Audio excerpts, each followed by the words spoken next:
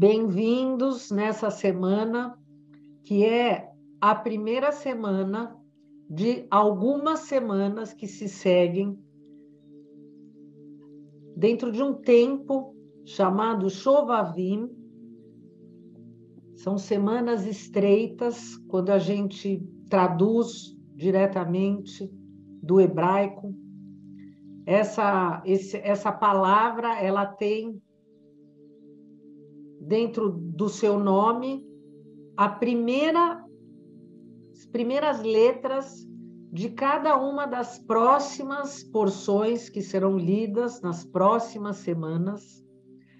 Lembrando que nós estamos, a partir da lua cheia do mês de Capricórnio, entrando naquele período em que ele não é tão positivo, porque é um momento em que, ao invés de receber o máximo da luz do sol, na lua cheia, essa luz começa a se enfraquecer, e quando a gente tem menos luz, o que acontece? Se apresenta mais escuridão. Ao mesmo tempo, nós estamos começando a leitura do segundo livro da Torá, que se chama Shemot, traduzido como Êxodo, mas quando traduzido do hebraico, de forma literal, ele fala sobre nomes. E a nossa lógica vai dizer, puxa vida, mas por que não poderia ser Êxodo? Porque, afinal de contas, é um livro que agora vai começar, na história literal, falar exatamente sobre essa saída do povo hebreu, que a gente escuta tantas vezes, a história de que ele estava sendo escravizado no Egito, sobre todo o sofrimento. E nessa porção desta semana, nós temos aqui praticamente um período que, para Moisés, que vai ser Moshe Rabbeinu, que vai se apresentar na vida de Moisés, mais ou menos 80 anos, fora todo o contexto. Porque é muito importante, já que nós estamos fazendo a leitura dessa primeira porção, que a gente faça uma união dessa primeira porção com a última porção do último livro, que era o Bereshit. De uma forma mais ampla, a última porção do livro fala sobre a manifestação. É como se eu estivesse trazendo para o reino aquela energia que representa uma dimensão de cada um de nós. Então, o último livro representava algo elevado, que era essa centelha divina, que nós podemos até dizer que seja Sefirah Keter, e quando a gente pensa nessa luz que vem de Deus, para quem estuda a Cabala, aliás, dentro dos cabalistas, existe ali uma discussão no bom sentido. Afinal, essa luz é a luz divina, ou essa luz é um recipiente já dessa luz divina? O que existe? O que é isso? E a última porção do último livro, que representa essa centelha, ele é o recomeço de tudo. Ele acaba no momento em que o povo hebreu, sim, estava no Egito, mas tinha uma vida muito boa. Yaakov, seu filho, encontra seu filho amado Yosef. Yosef é uma das pessoas de maior poder, ele que salvou o mundo. E a história segue agora. Vamos virar essa página, porque nós pensamos na Torá como um livro que tem as histórias, as páginas que a gente lê e as páginas. Nós temos páginas em branco, cheia de palavras escritas, e a gente lê muitas vezes essas palavras e a gente pensa, puxa, eu não consigo muitas vezes entender. Eu leio as letras, eu entendo cada palavra, mas eu às vezes penso que da forma que está escrito aqui, eu não estou conseguindo entender o sentido. Porque aqui vem já a primeira reflexão para a gente pensar sobre esses nomes. Este livro da Torá, que parece ser algo físico, com essas palavras que parecem ser tão simples, ele é como cada um de nós. Existe um corpo físico, mas existem N dimensões, e essas palavras que estão escritas em preto, existe dentro delas, cada uma delas, uma centelha divina, uma luz que está oculta. A palavra é escura, ela está escrita em preto. Existe ali uma folha branca. Se eu imaginar que o branco é onde existe a luz, onde eu tenho o preto, eu comecei a escrever um limite. Eu comecei a marcar um limite. E cada uma das palavras está falando um sentido que, ao invés de ser um sentido completo, infinito, ele agora está contido num recipiente que é aquela palavra. Por exemplo, eu tenho aqui um copo de água, tem água aqui dentro. A gente pode olhar para esse copo de água e dizer, olha, é um copo que é um recipiente e ele tem água aqui dentro. Certo? Não está errado. Mas para o cabalista olha para esse copo de água e ele entende que neste copo de água, esse nome que eu dou para este copo de água representa somente 1% da criação do que está aqui na minha mão, que por convenção nós chamamos copo e tem água dentro. Porque na realidade o que está aqui na minha mão, 99% do que está aqui na minha mão é a luz da criação. Algo que foi, durante muito tempo, se transformando, até que aquela substância chegou neste último ponto, que é um recipiente físico, condensado, e que os meus olhos físicos só enxergam o que é físico. A nossa visão é uma visão limitada, que não vê os átomos, as moléculas, não vê as ondas, que hoje a física quântica fala que tudo é onda. A gente só vê isso. A gente acha que enxerga tudo, mas a gente só enxerga uma parcela muito pequena. E isso acontece quando a gente pega esse livro.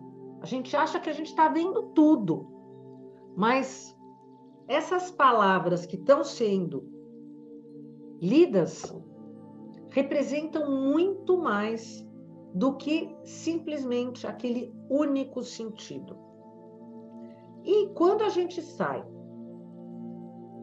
de um dos 5 livros da Torá e passa para o outro livro, quando a gente está fazendo a leitura no rolo da Torá, que não é o livro, é o Sefer Torá, são aqueles rolos, aquele pergaminho que a gente vai enrolando lá na sinagoga, que se vai se desenrolando para ler a porção semanal entre um livro e o outro livro, dos 5 livros de Moisés, que estão no mesmo rolo.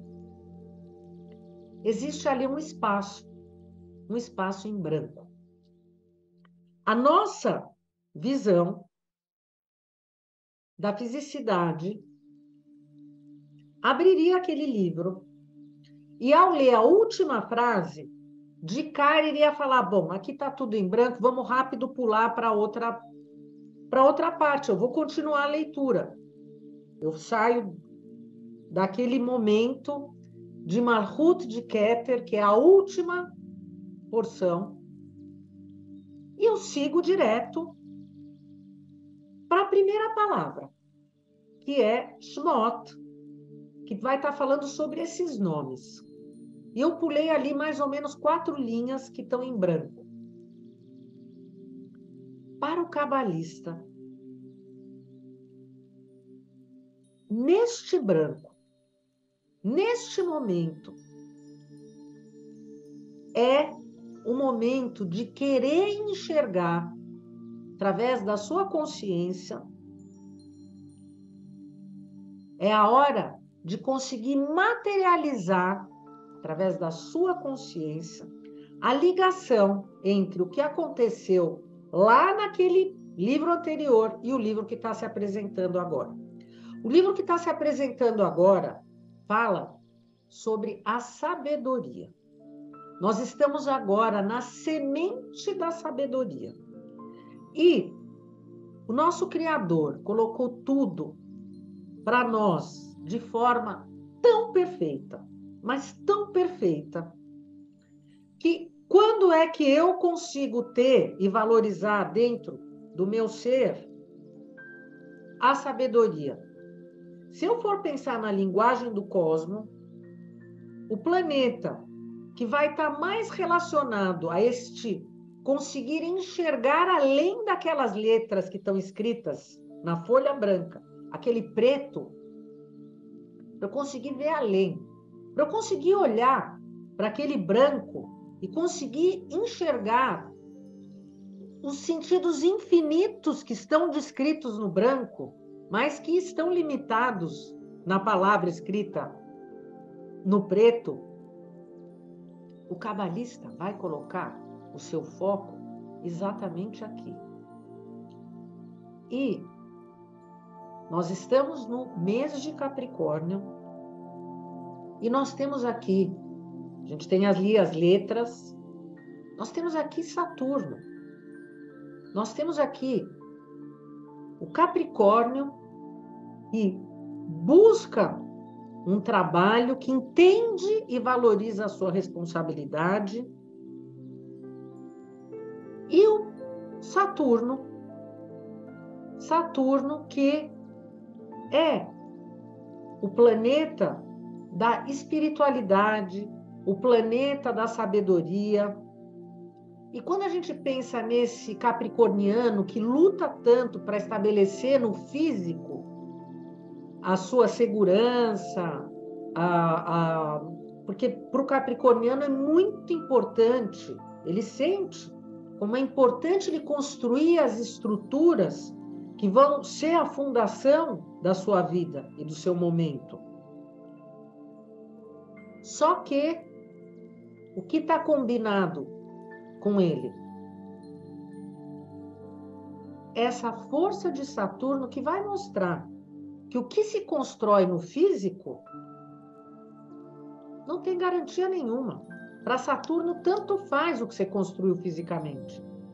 Porque se o que você construiu fisicamente não te ajudou a manifestar a sua missão, o encontro com o seu propósito, ele vem e ele tira.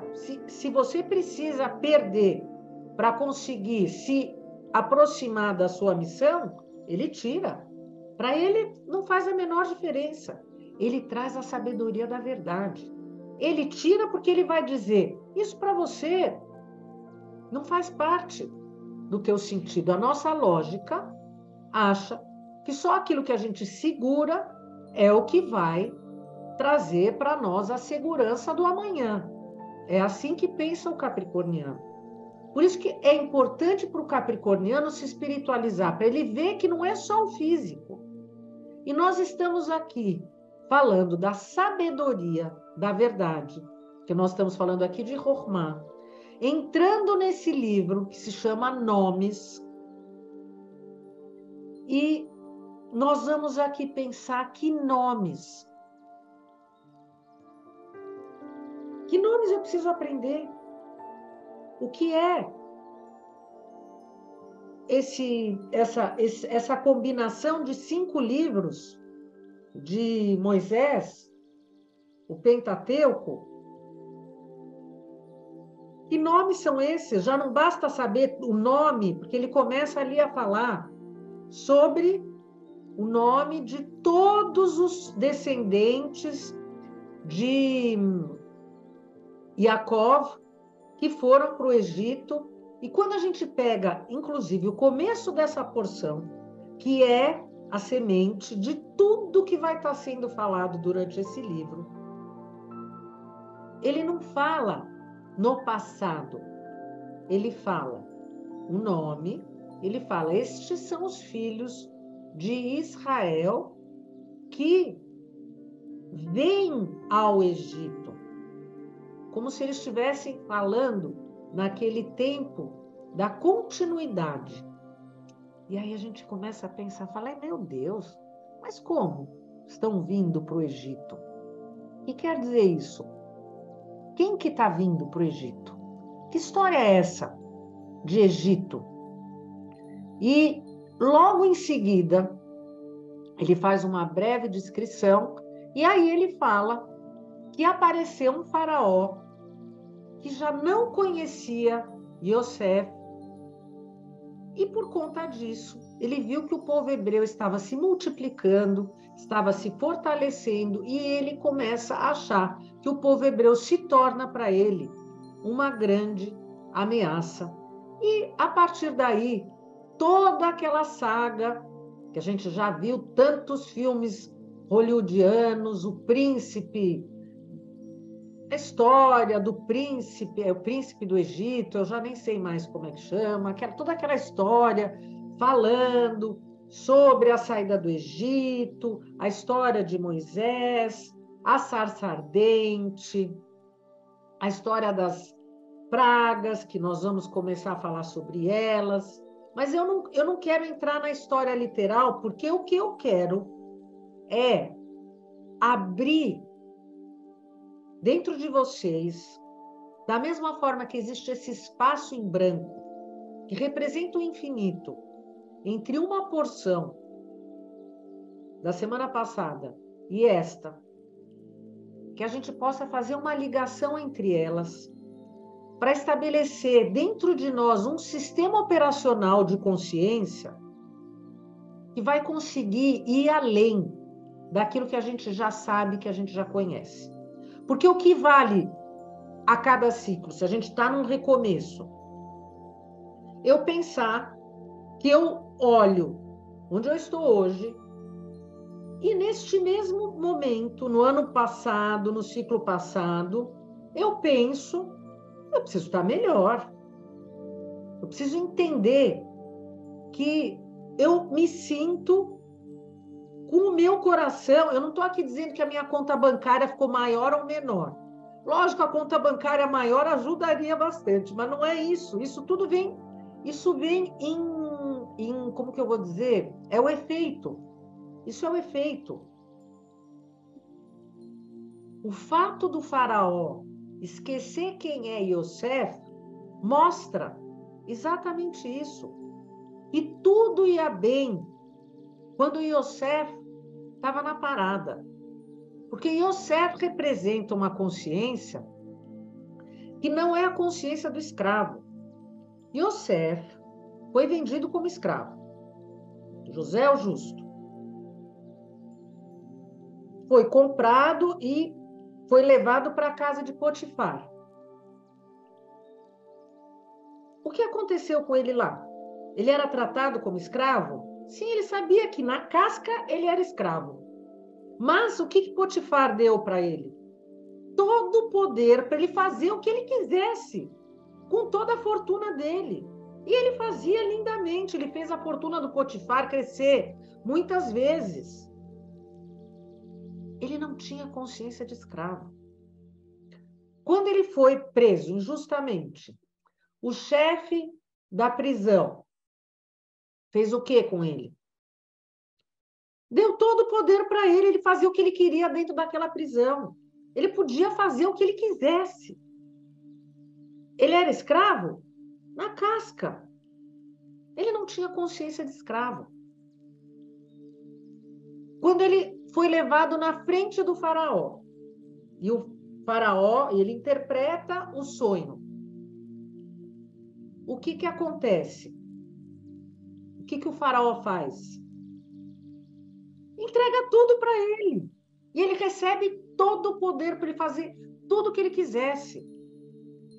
Ele não tinha consciência de escravo. E como ele não tinha consciência de escravo, ele tinha acesso a todo o poder. Cada uma dessas pessoas que aparecem nessas histórias são partes do nosso ser. Nós precisamos, cada um de nós, entender que nós somos carruagens de energias. Essas almas que estão vindo para o Egito, estão chegando agora, a partir dessa porção,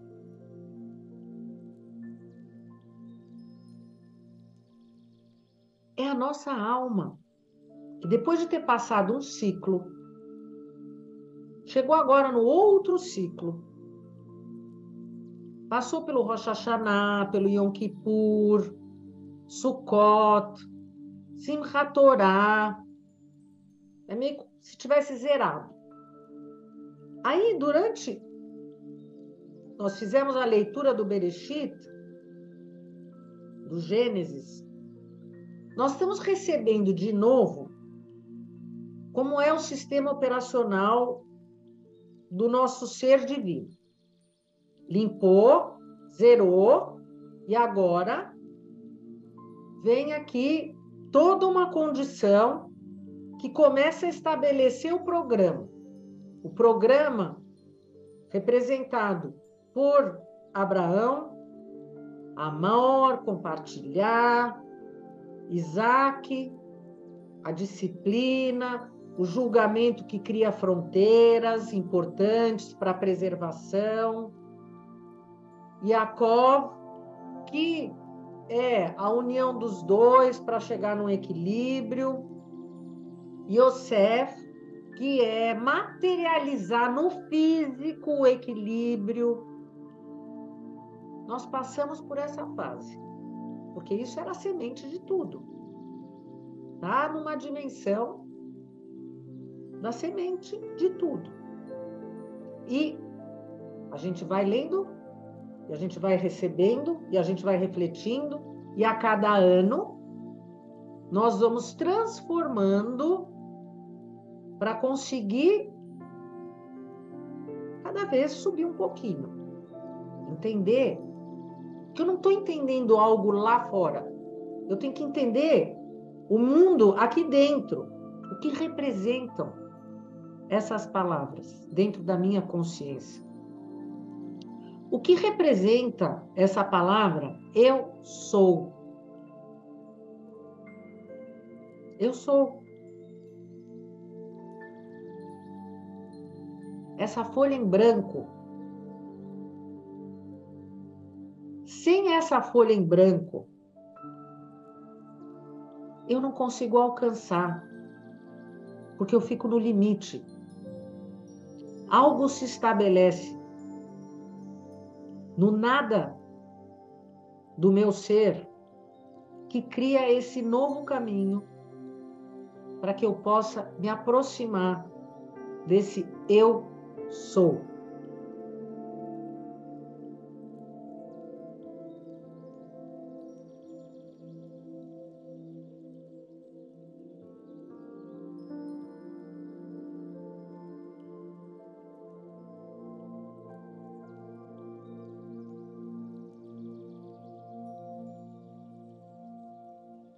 Serei o que eu serei. E disse, assim dirás aos filhos de Israel, serei, enviou-me a vós. E disse ainda Deus a Moisés, assim dirás aos filhos de Israel, o Eterno, Deus de vossos pais, o Deus de Abraão, o Deus de Isaque, o Deus de Jacó, enviou-me a vós. É este o meu nome para sempre. É este o meu memorial para todas as gerações. Quer dizer que, em 2 linhas, eu tenho aqui a apresentação de muitos nomes de Deus. Então, afinal, se são muitos nomes, são muitos deuses? Ou será que até o conceito de Deus, assim como essa palavra, que quando está na folha, escrita no preto, tem lá letras que limitam um conteúdo através do sentido daquela palavra. E o próprio conceito de Deus, quando eu estabeleço esse nome, esse Deus, essa divindade, não está em muitas dimensões. E quando eu coloco este Deus em cada um dos recipientes que representam cada uma dessas dimensões, eu tenho o mesmo Deus se apresentando de uma forma ou de um nível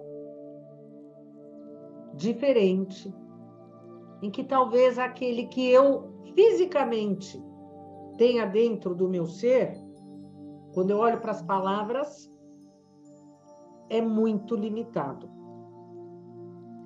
Conforme eu conseguir crescer dentro desse espaço em branco, eu vou conseguir ampliar e vou entender que o nome é impronunciável porque eu não tenho palavras que possam representar dentro desse limite que a minha cabeça quer. Por quê? Por que algumas pessoas ficaram incomodadas com a pergunta? Por que para nós incomoda ficar sem resposta? E eu falei, mais importante que a resposta é saber fazer a pergunta certa. E por que a gente se incomoda com isso? Por quê? Que a gente não consegue, ansiedade? Porque a gente está limitado. Porque nós achamos que tudo precisa caber aqui. Mas quem disse que naquele momento, obrigatoriamente, a gente vai ter a resposta? Muitas das perguntas que Moisés fez para o Criador, inclusive essa, quando ele fala, eu não sou a pessoa, como é que eu vou falar com o faraó se eu nem falo direito? E ele fala, eu vou, espera, que eu vou mostrar para você que você vai conseguir. O quanto nós estamos preparados internamente para aceitar essa falta de resposta. Mas o mais importante de tudo, sempre, é eu ter a vontade de mergulhar nessa folha em branco. Entender que ela é muito mais do que uma folha em branco. E que através desse lugar é a minha única possibilidade de eu ultrapassar o escrito em preto, que talvez eu pense que é o meu destino, que é o meu karma, que é a vontade de Deus, que é para ser assim e ponto. O branco abre para mim o potencial da pergunta, mas a resposta já foi dada. A resposta já está sendo dada aqui agora.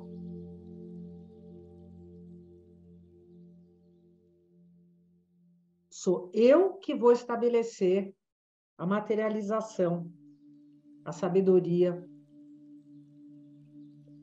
Esse Deus Saturno que vem e desconstrói tudo, e eu estou recebendo algo em branco para eu criar o novo caminho. E é isso. Então, eu já hoje já estou falando para vocês Shabbat Shalom, já vou dizer para vocês, estejam atentos às cenas dos próximos capítulos, incorporem esse amor em absolutamente tudo, porque aqueles que estão com o amor vibrando no coração, com certeza vão estar pautados na verdade, e Saturno vai estar valorizando a verdade, porque é isso que ele valoriza. E tudo está combinando. Então, nós continuamos aqui juntos. Obrigada pela presença de vocês.